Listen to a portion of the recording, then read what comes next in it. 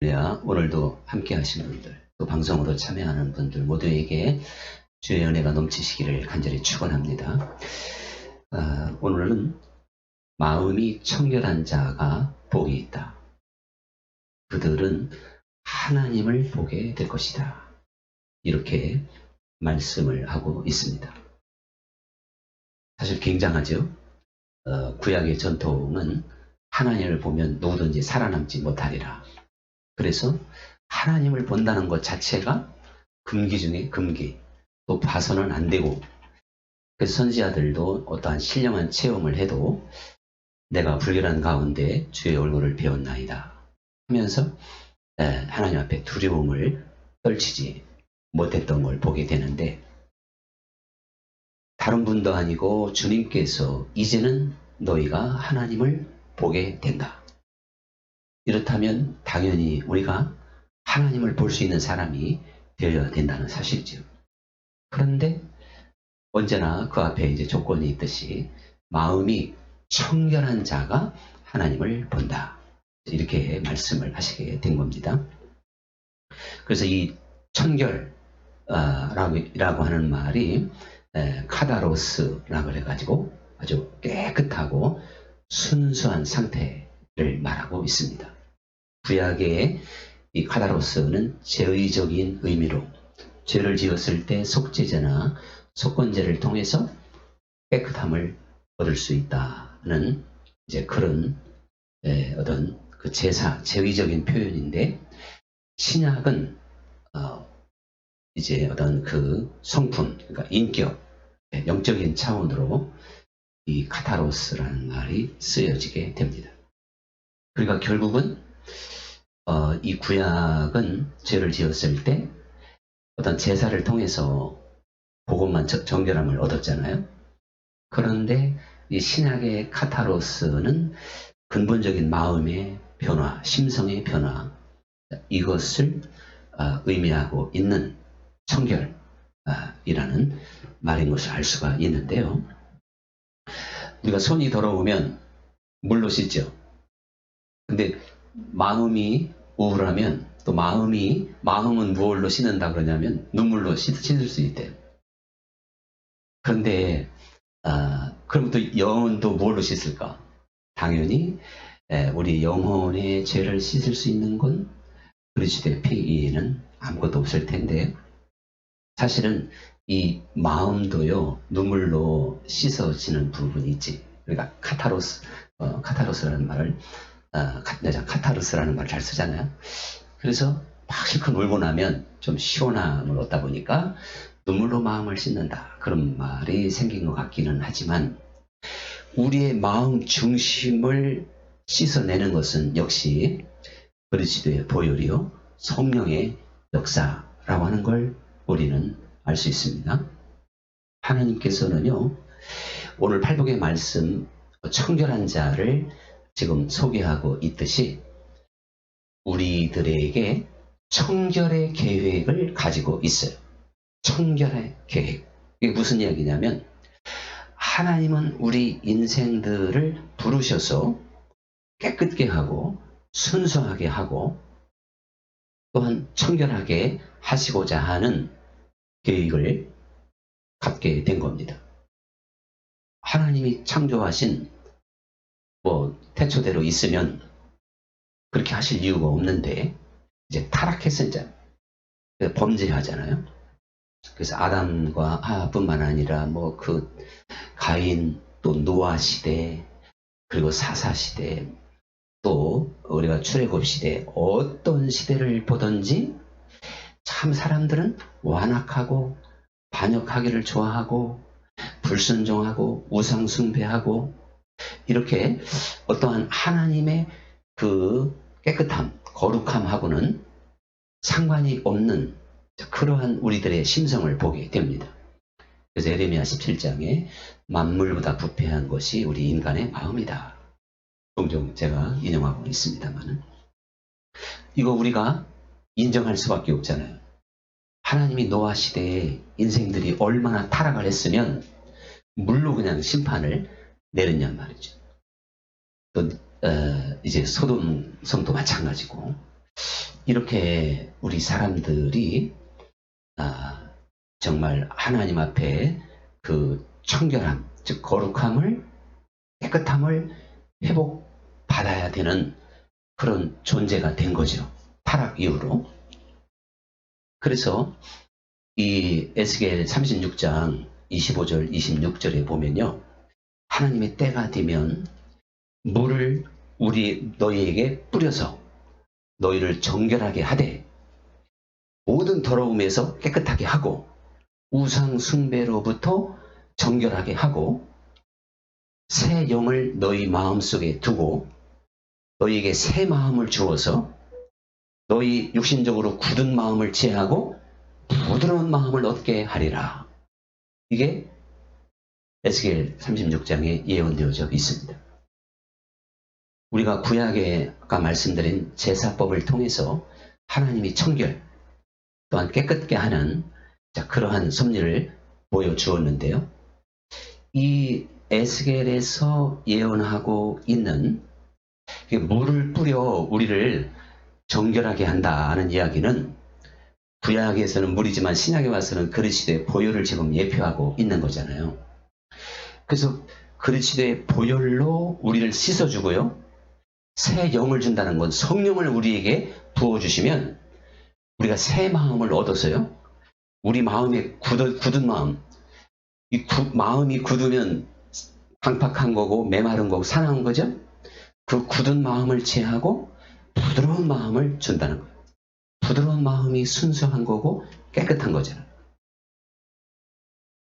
자, 이것이 이제 신약의 복음, 바로 그리스도의 보혈로 성령의 임재로 이 에스겔서의 말씀이 그대로 이루어진 걸 보게 됩니다. 그러니까 이제 이 청결이라고 하는 것은요, 구약식의 청결이 아니잖아요. 지금은 구약식의 청결이라면 그저 죄의적인, 그러니까 제사로 인해서 그 죄를 속하는 또 그 정도밖에 안 돼요. 근데 신약의 청결은 뭐냐면 근본적으로 마음을 바꾸는 것이고 새 마음을 주는 것이고 우리의 마음을 완악한 걸 제거하고 부드럽게 하는 역사라는 것입니다.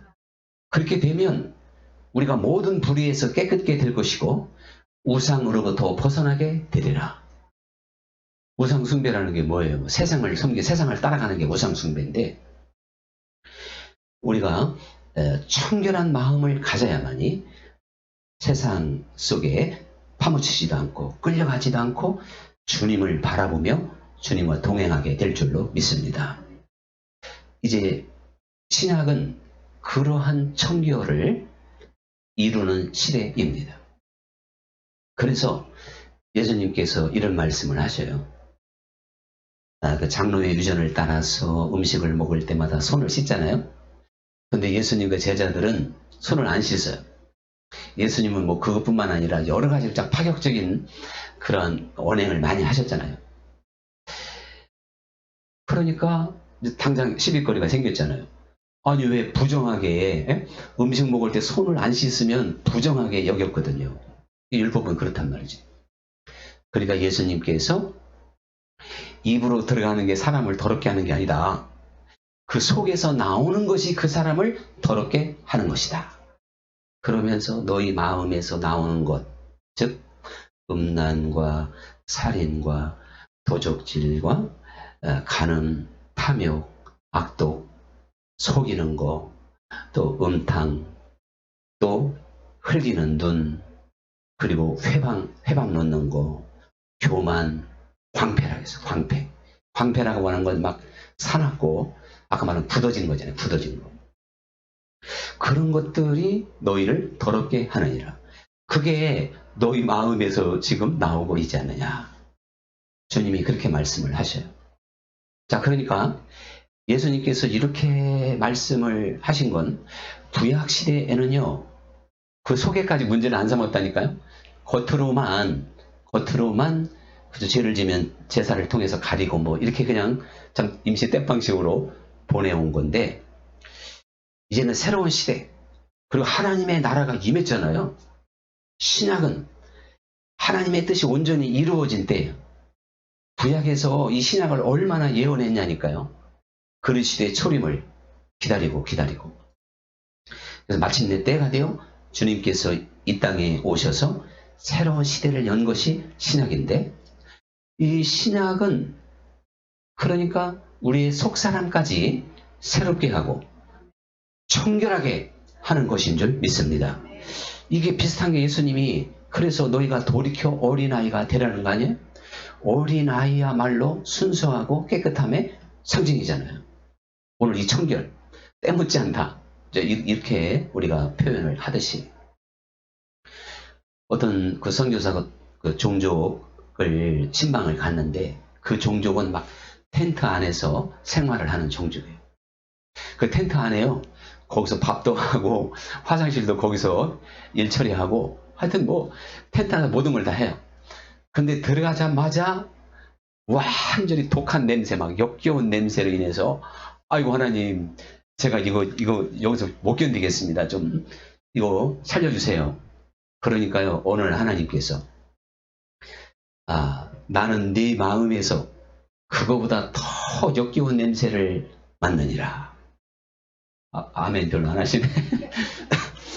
그런데 저도 하나님 앞에 이렇게 몇 번 솔직히 혼난 경험이 있어요. 야, 그전에 언젠가 모르지만 나는 네 마음에서 그냥 시궁창에서 흘러가는 썩은 냄새를 맡고도 내가 참았다. 그런 나름대로 응답까지 받았을 때 저는 그 선교사 간증이 참 예사롭지 않더라고요.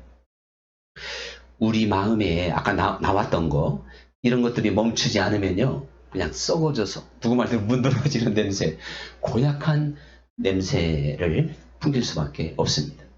하나님은 사람을 외모로 보는 것이 아니고 우리의 마음 중심을 보시기 때문에 우리는 정말 마음 중심이 완전히 거듭나고 새로워져서 새 마음을 갖고 청결한 자가 되어야 될 줄 믿습니다. 그런데 이거 청결한 자가 되면 또 하나님을 볼 거라 그랬잖아요. 하나님을 본다. 이제부터 이제 하나님을 어떻게 보는지 우리가 한번 생각해 볼 수 있을 것 같은데, 그 참 유명한 이야기, 태조 이성계 하면 또 여기에서 누가 나올 것 같아요? 태조 이성계와 무학대사 이야기. 네? 잘 알잖아요.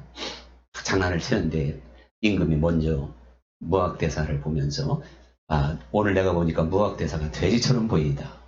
그러니까 무학대사가 어이구, 임금님께서는 부처님처럼 보입니다.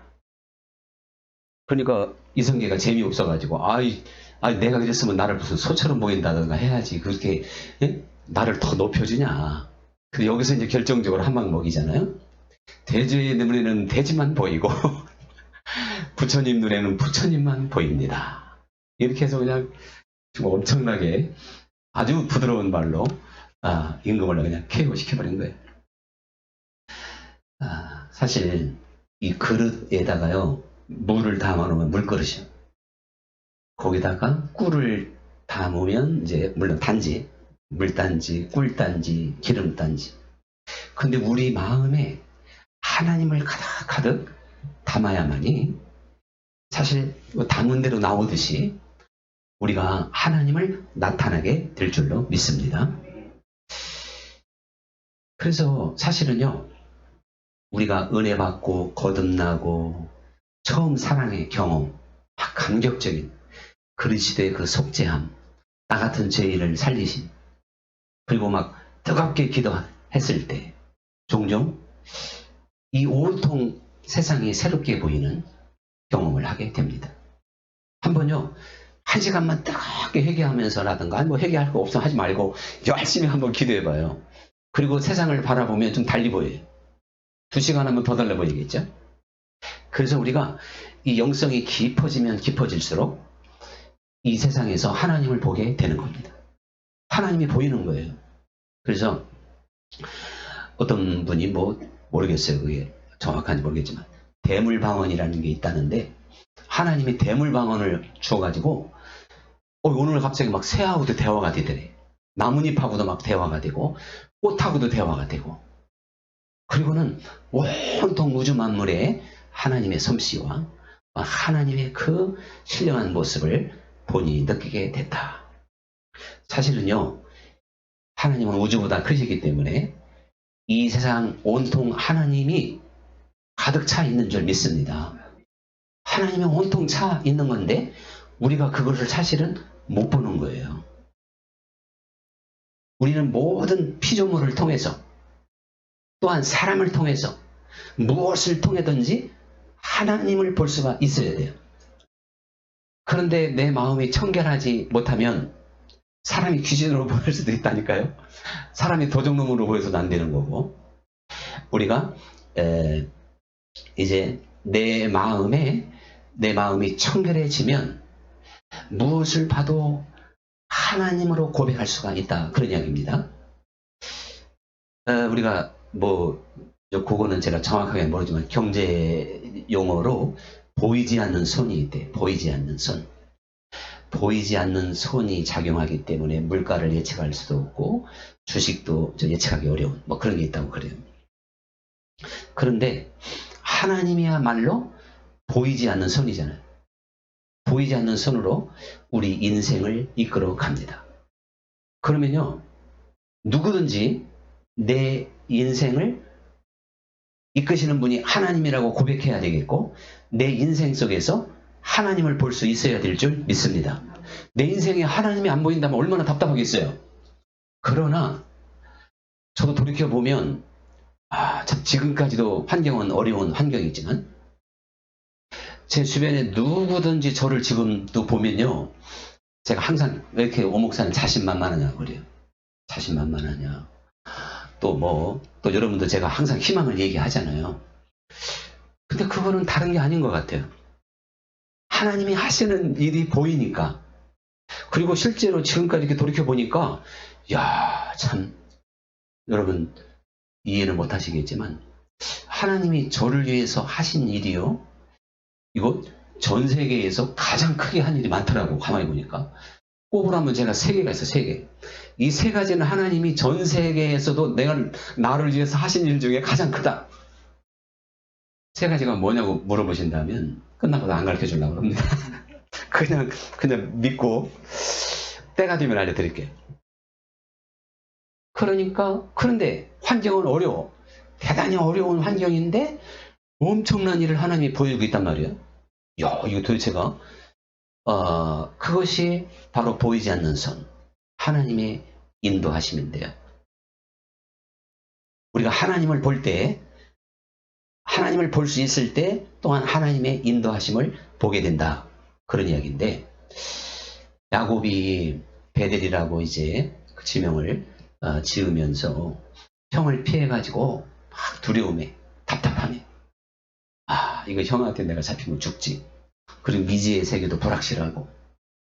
그런데 꿈에 이제 사닥다리 위로 천사가 오르락내리락 하고 거기서 하나님의 음성을 듣고, 하나님이 여기도 계시구나. 그때 깨달았다고 그랬지 않습니까? 우리 잘 알잖아요. 그러니까 빈 들판 광야, 짐승의 소리만 참 쓸쓸하게 들려오는, 또 두렵게 들려오는 그 적막 강산에서 하나님이 여기도 계시구나. 이렇게 고백을 하게 됩니다. 야곱은 그때 이제 하나님을 볼 수가 있었던 거죠. 그러니까 우리가 하나님을 보는 사람처럼 담대하고 힘있는 그러한 삶을 살아갈 사람은 없을 겁니다. 톨스토이가 나름대로 그 영적인 세계를, 좀 말씀을 깨닫고 특히 단편 소설로 많은 그 진리를 표현하고 있습니다. 그때 어떤 구두를 깁는 구두방 할아버지가 언제나 예수님을 좀 한번 보고 싶다고 늘 기도해요. 그러니까 크리스마스 이브 날 잠을 자는데 내가 25일 날 내가 그때 이제 할아버지를 물어봤어요. 내가 너희 집에 좀 가겠다. 예수님이 꿈속에서 그렇게 했다 그러잖아요. 그러니까 이 할아버지가 예수님이 25일 날 우리 집에 오신다고 대청소를 하고 설거지 다 하고 그릇도 다시 한번 닦고 예수님께 아주 잘 대접해 드려야 되니까 맛있는 음식 몇 개도 준비하고 그러고서 이제 기다렸는데 12시가 딱 되니까 웬 거지가 찾아왔죠. 어떤 여인인데 막 발음 동상에 걸렸고 추워서 춥고 막 떨고 배고프고. 근데 기다리는 예수님의 이거 예수님 드려야 될 텐데 이거 고민하다가 결국 대접을 해요. 신발도 새로운 신발 주고 구두방이니까. 근데 조금 있으니까 또 청소부가 들어와. 그래서 또 남은 것도 줬어. 그래서 조금 남겨놨겠지. 이제 예수님이 오시면 간식이나 드려야지. 점심때는 아니니까. 그렇게 생각을 하고 기다렸는데 그날 밤까지 안 오시잖아요. 예수님도 거짓말 하시나. 그러고서 이제 참 불면소리 하면서 잠을 잤는데 예수님이 또 나타났어. 예수님도 거짓말 하세요. 오신다고 안 오셔요. 내가 내 집에 갔었지 않느냐. 언제 오셨냐고. 바로 그 거지의 여인 그리고 청소부 그게 바로 나였느니라. 그렇게 단편 소설을 우리가 너무 잘 알고 있는 이야기인데 다시 한번 생각해 봐야 돼요. 하나님을 본다고 하는 것은 각 분야 모든 면에서 하나님이 보이게 됩니다. 예수님께서 그래서 지극히 작은 자에게 한 것이 곧 내게 한 것이다. 이렇게 말씀을 하셔서 하나님을 우리가 여러 각도로 보는데요. 그러고 보면 선한 사마리아 사람은 바로 그 강도 만나서 쓰러진 그 사람에게 참 굉장한 선행을 베풀잖아요. 거기에서 바로 예수님의 모습, 하나님의 모습을 보았다는 이야기니까. 우리가 이 복음 안에서 사실은 하나님을 보는 것 아니겠어요? 그런데요, 하나님을 만나게 되면 이 복음으로 만나게 되는데 복음 안에서 우리에게 확실하게 하나님을 보여주는 게 있는데 용서의 하나님을 보여주게 될 줄 믿습니다. 나 같은 죄인을 주 예수님이 용서하시잖아요. 주님이 나를 위해서 죽으셨잖아요. 그러니까 우리는 2000년 전 십자가에서 죽으신 나사렛 예수 그분을 통해서 하나님을 보지 않습니까? 복음 안에서는 바로 용서의 하나님을 보게 되는 거예요. 그리고 우리가 하나님의 말씀 안에서 하나님이 얼마나 선하신 분이고 또한 사랑이 많으신 분인지를 깨닫게 될 줄 믿습니다. 우리가요, 이 말씀 안에서 우리는 선을 행하면서 하나님을 볼 수 있는 거예요. 사랑 안에서 또 하나님을 보게 되는 거예요. 그러니까 하나님은 사랑의 세계에 있고 거룩한 세계에 있고 선한 세계에 있는 거죠. 예수님께서 나를 본 자는 아버지를 보았거늘 빌립아 왜 하나님을 보여달라고 그러느냐 그렇게 말씀을 하시잖아요. 그러니까 예수님께서는 분명히 그 제자들에게 하나님의 모습을 보여준 겁니다. 제자들은 하나님을 봤음에도 불구하고 몰랐던 거예요. 우리도 지금 이 피조물 안에서 이 우주 만물 안에서 하나님을 언제나 볼 수 있는데 이 하나님이 안 보인다면 사실은 못 보는 사람이 비정상이다 그런 이야기죠. 하나님을 보는 사람은요 마치 요셉처럼 인내하며 견디며 끝까지 선한 삶을 포기하지 않을 줄로 믿습니다.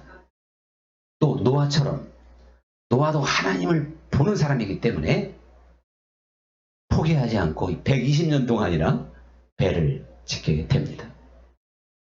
이 세상이 참 힘들고 어렵습니다. 평지 풍파가 많고 보통 어려운 세상이 아니에요.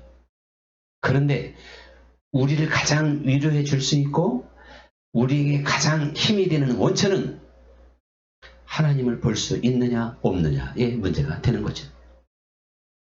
오늘 여기까지 말씀을 들었을 때 하나님을 본다고 하는 것은 결코 어려운 게 아니다 라고 하는 것을 깨닫게 되었을 텐데 다시 한번 그 예수님의 모습을 이렇게 살펴보면요.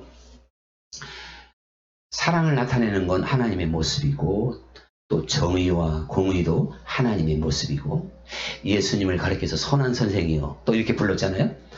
선하게 거룩한 것 이 모든 것이 다 하나님의 모습인 겁니다. 그러므로 우리가 하나님의 계명에 순종하고 말씀 안에 거할 때 하나님을 보게 될 줄 믿습니다. 말씀 안에 거하면 말씀 안에서 하나님을 그러니까 본다 그런 이야기죠. 제가 조금 말씀드리긴 했습니다만은 하나님을 우리가 보는 사람들은 하나님이 자기 삶 속에 얼마나 기이한 일을 행하시는지, 그리고 그 하나님이 나를 도와주시는 분인지, 그분이 나의 피난처가 되시고 우편에서 그늘이 되어주시고 낮의 해와 밤의 달이 상치 못하게 해주시는 분인가를 확신하게 될 줄 믿습니다. 하나님의 의로운 오른손으로 붙들어 준다고 하는 믿음을 갖게 되는 겁니다. 여러분, 우리가 좀 더 마음의 청결한 가운데 날마다 하나님을 생생하게 볼 수 있기를 원합니다. 그러면 용기 백배할 것이고 새 힘이 넘칠 것이고 이 세상 가운데서 나를 위하여 정말 엄청나게 일하시는 하나님을 보게 될 줄 믿습니다. 뭐 눈에 보이는 화려한 것이 아니라 하더라도 하나님이 지금 나를 위해서, 하나님이 내 눈에 보이는 분이기 때문에 하나님이 나를 위해서 크신 일을 행하고 있다 라고 하는 것을 보게 됩니다. 우리가 그러한 믿음 가운데서 강하고 담대한 삶을 살아갈 수 있기를 간절히 축원합니다. 오늘의 찬양 드리겠습니다.